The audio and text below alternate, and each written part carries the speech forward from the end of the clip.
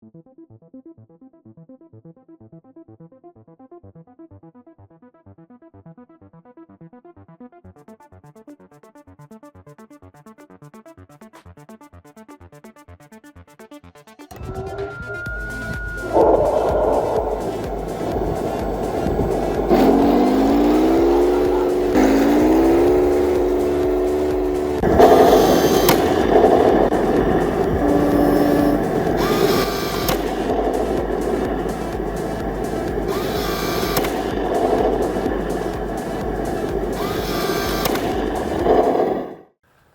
everyone, welcome back to the range. My name is Matt. The sun's out, it's slightly warm, and that means it's time to destroy some body armor today. We have some very popular body armor to test today. This is from Hesco. This is their M210. From what I understand, this is a budget version of the U210. It is multi-curve. This guy weighs 5 pounds 1 ounce. It is approximately 630 thousandths thick, or for the people who complain about the metric system, 16 millimeters. This particular set of M210s was donated by S-Tech. If I'm saying your name wrong, please correct me in the comments below. Over here on my channel, we've stuck to a lot of N.I.J. constants that we try to keep out here so that we can have all this consistency between tests, so that if you're trying to make a buying decision, you know for a fact that's potentially what it's going to do. So, since this is hard rifle armor, we shoot at 45 feet. We also shoot at 0 degrees. All of that is worst case scenario. Adding any plate carriers or trying to shoot through magazines or any of that just adds to the complexity. This is considered worst case scenario. We have this giant clay briefcase that you see right here filled with Roma Plastilina #1 clay donated by Chavant. This acts essentially as a compressible media, as if you were wearing the body armor yourself. Now, like I said, it's about 40 degrees outside today. This clay has to be heated to approximately 95 to 100 degrees to give us accurate N.I.J. representation of backface, and we've got it about maybe 75. So it's just going to provide us with a solid medium to put our plate up against. We've tested the L210 in the past against some 5.56 threats, and it couldn't handle our 308 very well.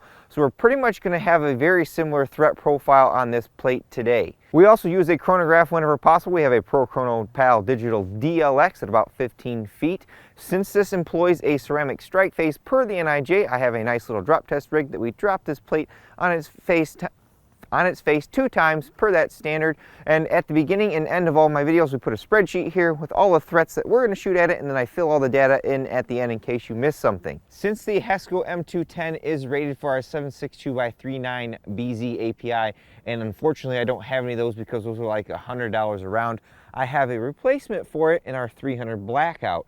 It's not quite the same, but I think it gives us kind of this same effect. I have a 10.5-inch pistol upper here from Palmetto State Armory. Got the Yankee Hill Phantom M2 on there. And so what I have for our threats is our M80A1. That is the Army's current issue ball round in 7.62-51. It is 130 grains with a steel penetrating tip and a copper core. And I also have M2AP. That is the level 4 threat, but in level 4 it's going 2880 feet per second. We should see right around 1600 to 1700 in our 300 Blackout, and right around 2000 to 2100 in our M80A1. Now, I just have a 1X optic on this gun, and it's really hard for me to place accurate shots on the plate because we want to, keep 2 inches from it. So we'll take the shots on this and go check out what we did, and then we'll base our other threats upon that.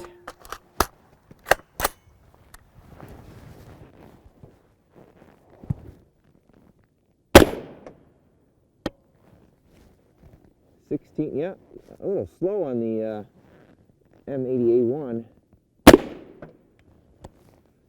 All right, now we'll step up to our 5.56 threats. I got called out on this on the L210 test, so we're going to start off with the 20-inch, and if it doesn't pass through, then we have the 22-inch with us as well. But if it does go through, we also brought the 16 and 10-inch. This is just a Palmetto State Armory FN Premium upper. It's got the double chrome lined 1-in-7 twist barrel. We got a primary arms 18 power optic up top. I should know where I'm hitting with this one. We've got M193, our Independence. That is our full speed, full spec M193. It is cold outside today, so it's going to be a little slower. We have M855. That is the Army's 62 grain ball round. It's got the little steel penetrator tip in the top. And then we have M855A1. That is the Army's current issue to replace M855's round. It is 62 grains as well, called the EPR, Enhanced Performance Round. It has a much larger and harder steel penetrating tip and a copper core. This particular plate from Hesco is rated for M855A1. I don't remember the velocity off the top of my head, but it might be 3150, which today we might need the 22-inch to get to that. So the M193 first, M855, then the A1. This will be in the upper left of the plate. Then I'll put this one right next to it. Then go down the next line. Well, that was a little close. Sorry about that. Then the A1.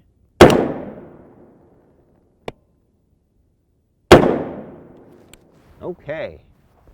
Same threat profile, M193, M855, and M855A1. 3 shots each from our 22-inch TC compass with the Turbo 556 suppressor on there. So this is like maximum real-world velocity. Someone has talked about sending a 24-inch upper to the channel, but I haven't got that nailed down yet. So that would probably be way outside the realm of possibilities, but for science. So the M855A1 will be last. This is Lake City 2011. Pretty old stuff. The M855 is IMI from probably around 2013, 2015. And then, like I said, the M193 is our Independence 2017 lot. King of Speed. I'll try to call these out. This one should be right next to the last A1 shot. And I just smoked the strap. Good velocity there.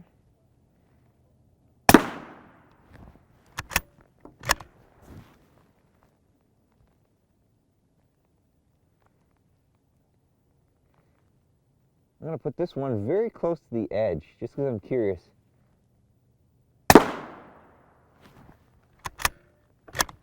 All right, now the M855.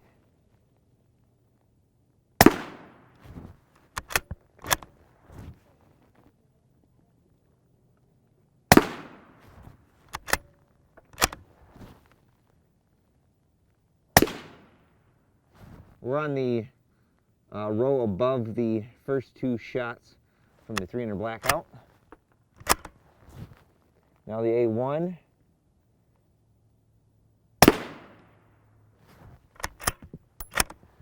Now I've kind of run myself out of room here. This one's going to be back up towards the Hesco logo to the right. In between 2 blue dots down there. And the last M855 should be directly below that one. Oh, that one's probably not a fair hit there. All right, let's go see what we did. One thing that I will say about all the Hesco plates that I've tested so far to date is that their strike face is very robust. There are 17 hits in all on this first plate. So we have M193, number 1, number 2 from the 20-inch. Then we have M855, number 1, number 2. Then our A1, number 1, and number 2. And then from our full 22-inch barrel, M193, number 1, 2, and 3. I purposely placed one on the edge because a lot of people say ceramic can't stop edge shots. Well, if you have edge-to-edge ceramic on your plate, which this one appears to do, we'll see how it does. Then M855, number 1, 2, and 3. Then M855A1, shot number 1, number 2, and number 3. Now this one down here is not considered a fair hit by the NIJ's eyes because you got to place hits 2 inches apart from each other. And besides, with the NIJ threat ratings, you get 6 shots on a plate, and that's the end of the plate. They go to a different plate to continue their threat assessment. I mean, like I said, we've got 17 on this plate. Here was our M80A1, and then here was our M2AP. So let's place those bets in the comments below. I have installed this 3A backer behind here because we did on the L210 test because of how thin and light these plates are. Assistant.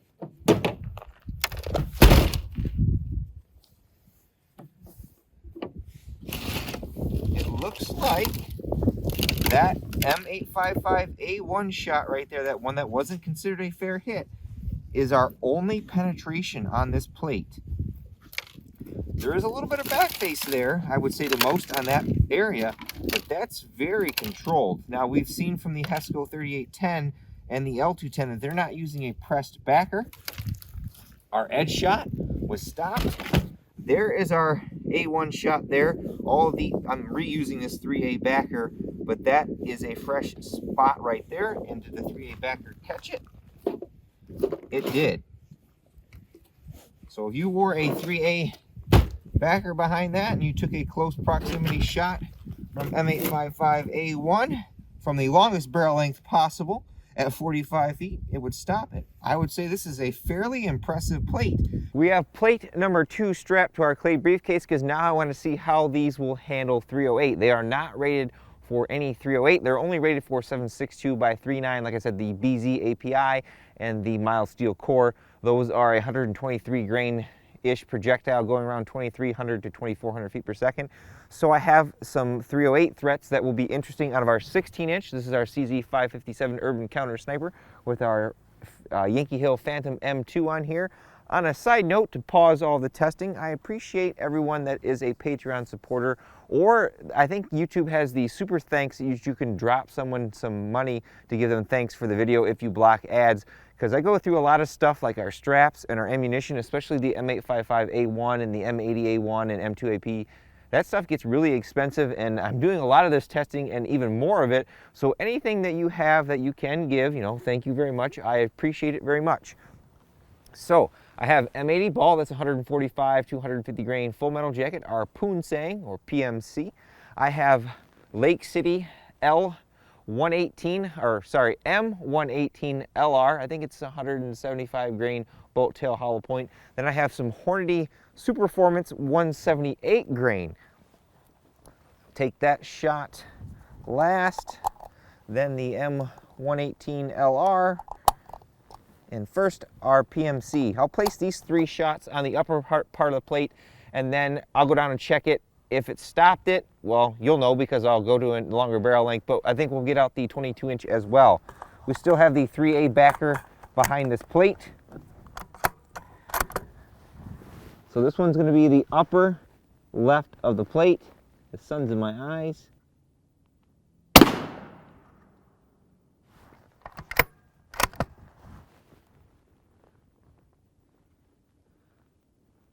Now the M118.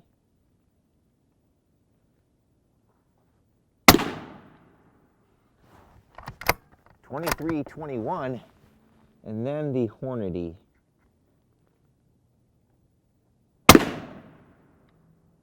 .24-22. Good bit more velocity out of the Hornady over the Lake City offering in the same bullet weight. And now for our 22-inch, this is our TC Compass. We've got the Phantom M2 still up front, so we should see maximum real-world velocity. I think if I need a longer barrel length in a 30 cal, that's why I have the 300 Wind Chad. So we have our Hornady 178 grain last. I have 2 rounds of the M1118 LR, and then 2 rounds of our Poonsang PME ball. I'm kind of curious if we're going to get stoppages or if these are going to go through and get caught in the backer. So this first M80 ball shot will be in the dead center of the plate where the Hesco logo is. Oops. Gotta take the safety off there. dead center where I wanted it. I'll place this one on the right-hand side. A little low where I wanted it, but close enough. Now this is the M210 LR. I think I've been saying it wrong the entire time. M118 LR. That's the bottom left. I'll put this one right next to it.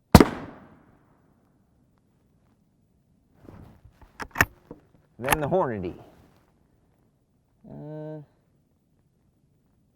going to go above the Poonsang.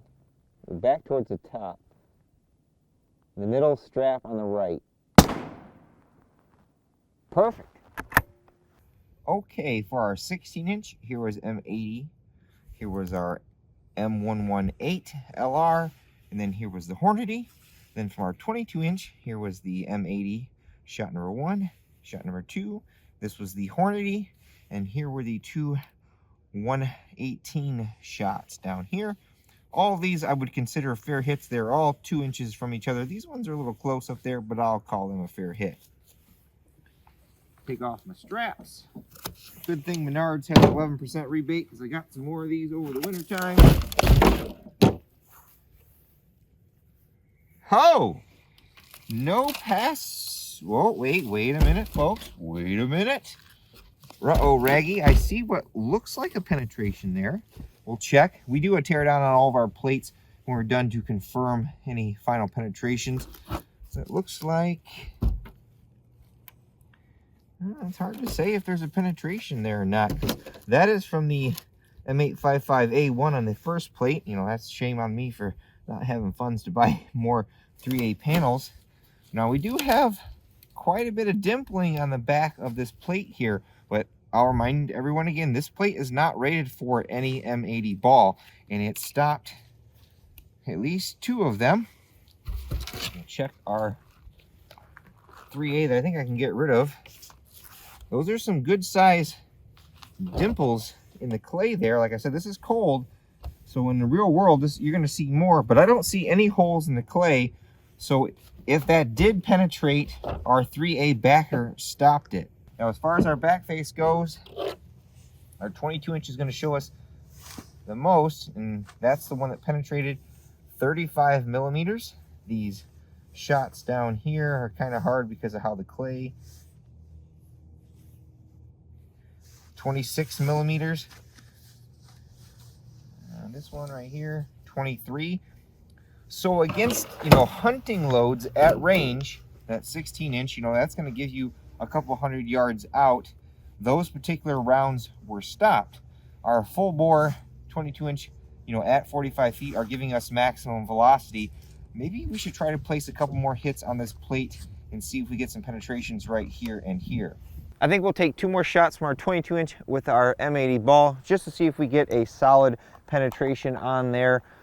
I'll place them in the relatively same areas as the first 2 shots from this guy. So this one I'm going to place dead center below the Hesco label. Smoked another strap. And then this one will be below that one that we weren't sure if it penetrated.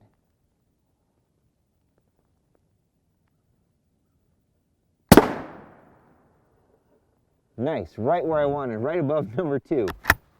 All right, shot number 1 was right there, and shot number 2 was right there. Call those a fair hit. Smoked another strap of mine.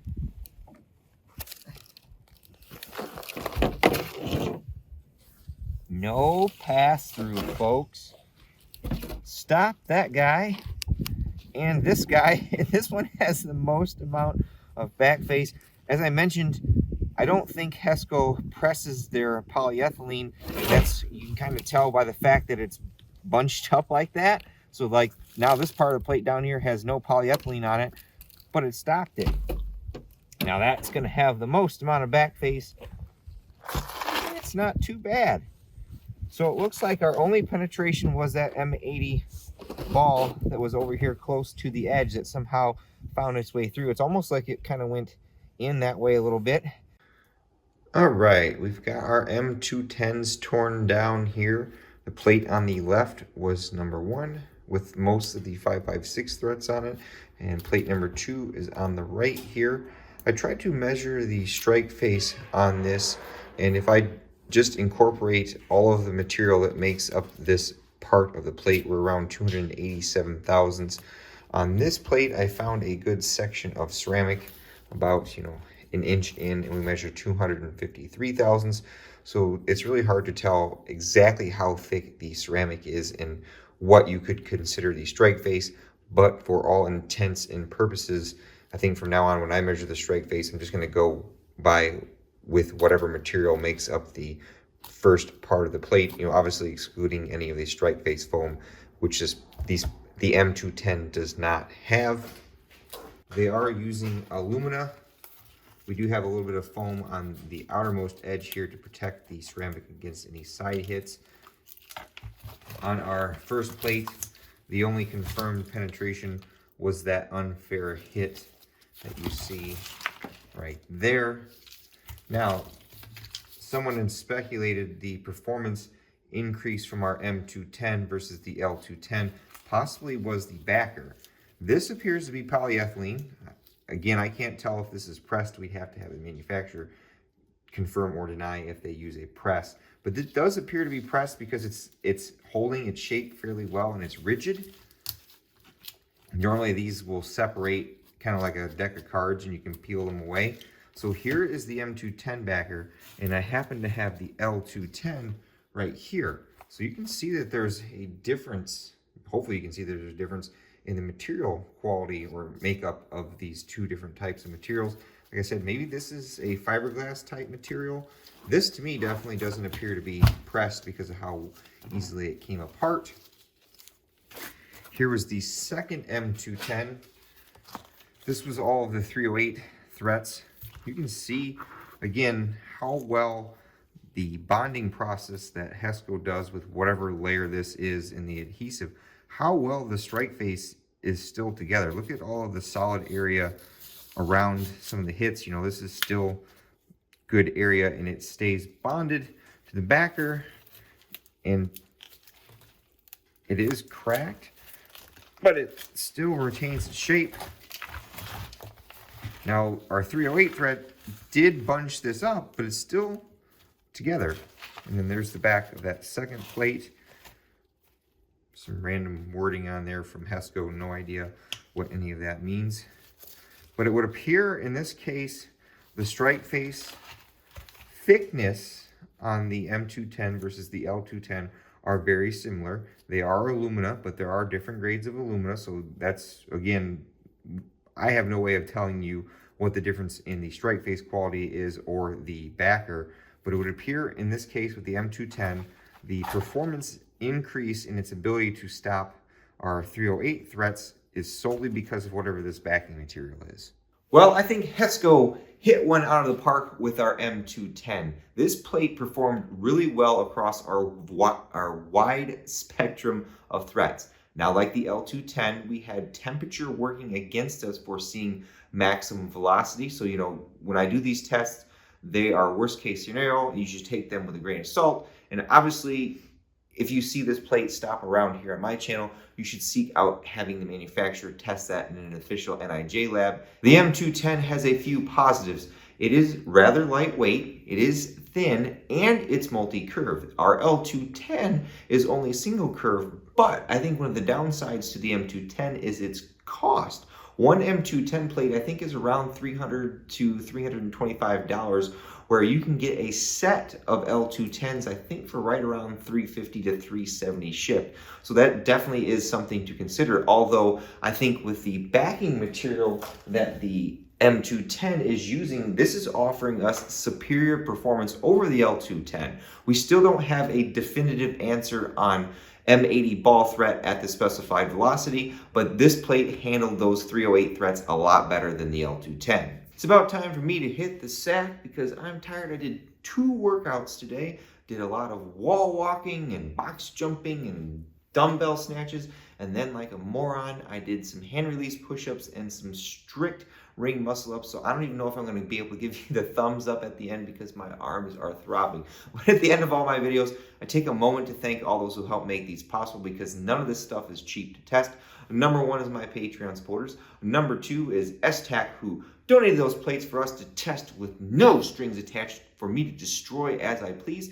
If you want to see me test more Hesco products, especially some of their higher end offerings like that 4800 series, definitely leave a comment below, or if you see them posting on social media, tell them that Buffman wants to test their stuff. And of course, number three is you all for watching. Until next time, I'll catch you at the range.